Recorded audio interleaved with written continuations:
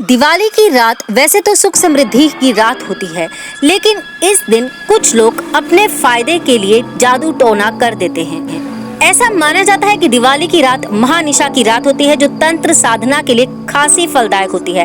दिवाली की रात गली चौराहे से लेकर पीपल के पेड़ के नीचे और घर के अंदर बाहर खूब टोने टोटके किए जाते हैं। अपनी इच्छाओं की पूर्ति करने के लिए लोग तंत्र मंत्र का सहारा लेते हैं और अपनी जिंदगी संवारने के लिए किसी की भी जिंदगी तबाह करने से नहीं चूकते। इसलिए दिवाली के दिन और रात में आपको कुछ सावधानियां बरतना जरूरी है, जिससे आपकी जिंदगी तबाह होने से बच जाए। असाध्य रोगों के शिकार लोगों की परेशानी को दूर करने के लिए तंत्र साधना करने वाले दिवाली के दिन कई तरह के टूने टोटके कराते हैं। इसलिए वह बीमार व्यक्ति के हाथ से काला कपड़ा, उड़द दाल या हरी सब्जियां दान करवाते हैं। बीमार व्यक्ति के हाथ का स्पर्श करवाकर तेल दान करवाते हैं। कांसे का बर्तन, गुड़ इत्यादि दान करते हैं या गुड़ गाय को खिलाते हैं। तंत्र साधना करने वाले इस दिन गुड़ या दाल को काले कपड़े में बांधकर तेल में डुबोकर सड़क या चौराहों पर रखवा देते हैं।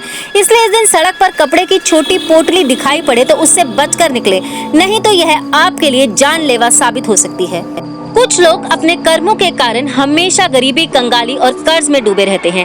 तंत्र साधना करने वाले ऐसे लोगों को तंगहाली से निकालने के लिए दिवाली की रात पड़ोसियों के घर से दही मंगवाते हैं। इस टोटके के पीछे तंत्र साधना करने वालों का यह विश्वास काम करता है कि दही की जात निरंतर दही जमाती रहती है, वैसे ही मांगा हुआ दही भी घर में निरंतर धन की वृद्धि करता है।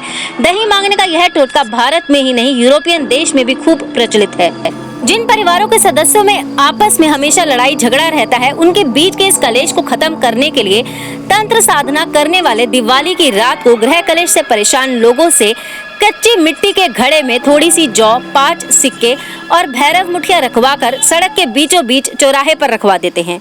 उनका ऐसा मानना होता है कि कलेश को मटके में रखवाकर उसे बाहर फेंकवा दिया गया है, जिसके बाद घर के कलेश खत्म हो जाते हैं और परिजनों में आपसी लड़ाई बंद हो जाती है।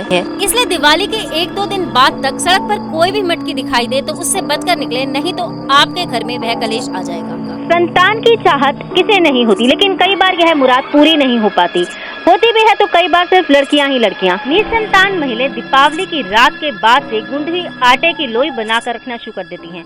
बहुत सी निसंतान महिलाएं बच्चों की चाह में दूसरे के छोटे बच्चों को धोखे से अपने घर बुलाकर उन्हें कोई सफेद चीज खिला देती हैं।